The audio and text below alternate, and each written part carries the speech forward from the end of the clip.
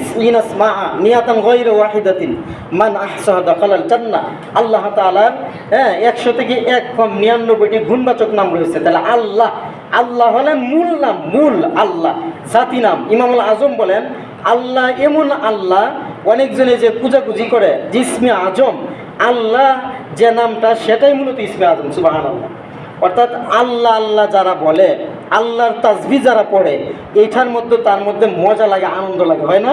যেমন আমার অভ্যস্ত, আমি বলবো আল্লাহ আল্লাহ বলবো, অর্থাৎ তাসবিহ শুধু আল্লাহকে আমরা স্মরণ করব, তার কাছেও সেটা ভালো লাগে, ভালো লাগার বিষয় না?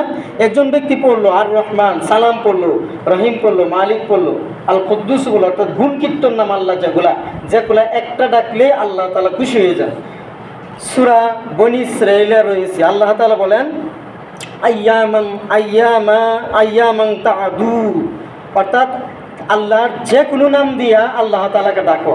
ফালাহুল আসমাউল হুসনা, আল্লাহ তাআলার অনেকগুলো নাম রয়েছে, অর্থাৎ অসংখ্য নাম রয়েছে। তাফসীরে রয়েছে আল্লাহর অসংখ্য নাম, প্রায় 4000-এর উপরে নাম। তো তিরমিজি শরীফে রয়েছে আল্লাহর গুণবাচক নাম হলো 99টি। বলেন গুণবাচক না কয়টি? অনেকজনে আমরা জানি। এই নিয়ে গুণবাচক 93টি নাম সম্পর্কে নবীর ঘোষণা হলো, কোনো ব্যক্তি যদি মান আহসাহা সংরক্ষণ করে, হেফজ করে, দাখালাল জান্নাহ, আল্লাহ তাআলা ওই ব্যক্তিটাকে জান্নাতে প্রবেশ করাবেন। সুবহানাল্লাহ। কেন? মানে আল্লাহর মতো গুণ, আল্লাহর মতো ক্ষমতা কেউর হবে না। হবে? কথা না বলি, আল্লাহ হলেন মালিক, মালিক আমরা অনেকজনই বলি, কিন্তু নাম রাখতে হবে আব্দুল মালিক। বলেন কি করতে হবে? মানে মূল মালিক, মূল রাজা দিরাজ, মূল রাজ্যের অধিকারী হলে আল্লাহ। মালিক ইয়াউমিদ্দিন, প্রতিদান দিবসের মালিক। যেদিন আল্লাহ তাআলা যা দিবেন, যেদিন আল্লাহ তাআলা পুরস্কার দিবেন, সে পুরস্কারের দিন কোন দিন? হাসরের দিন, কিয়ামতের দিন। সেদিনের মূল মালিক হলেন আল্লাহ। বলেন কে? এই জন্য কোনো মানুষের নাম মালিক হইতে পারে না। আব্দুল মালিক রাখা যাবে। বলেন কি রাখা যাবে? সাদ্দাত, হাদিসে রয়েছে শিন দাল আলিফ দাল, সাদ্দাত।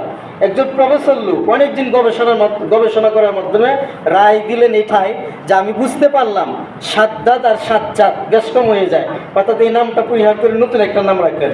কারণ সাজ্জাদ এমন ব্যক্তি ছিল যিনি জান্নাতের বর্ণনা শোনার মাধ্যমে দুনিয়াতে সে জাহান্নাম বর্ণনা শোনার মাধ্যমে, জান্নাতের বর্ণনা শোনার মাধ্যমে দুনিয়াতে সে জাহান্নাম বানিয়েছিল উপভোগ করার জন্য। নাউজুবিল্লাহ। বলেন দেখি সম্ভব হবে? সাহাবীর নাম সাদ্দাত, সাজ্জাদ নয়, সাদ্দাত রাখা যাবে। অর্থাৎ সাহাবী সাদ্দাত রাদিয়াল্লাহু তাআলা থেকে বর্ণিত হাদিস রয়েছে যে কোনো ব্যক্তি যদি প্রকৃতপক্ষে তওবা করে, তওবা, আল্লাহুম্মা হি আল্লাহ, আনতা রাব্বি, আপনি আমার রব, লা ইলাহা ইল্লা আনতা খালাকতানি, আপনি ছাড়া আমার কোনো সৃষ্টিকর্তা নেই। যদি আল্লাহ তাআলাকে খাই মনোবাক্যে, মনের দিল থেকে, চোখের অশ্রু প্রবাহিতর মাধ্যমে আল্লাহকে ডাক দেওয়া হয়, তওবা করা হয়, আল্লাহ তাআলা সকল গুনাহ মাফ করেন। সুবহানাল্লাহ।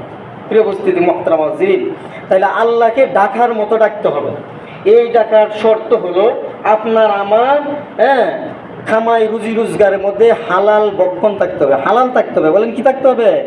মানুষকে ঠগি, মানুষকে ধোঁকা দিয়ে, মানুষকে কষ্ট দিয়ে, মানুষের সম্পদ গ্রাস করা, সেটা মূলত হারাম। সেটা কি?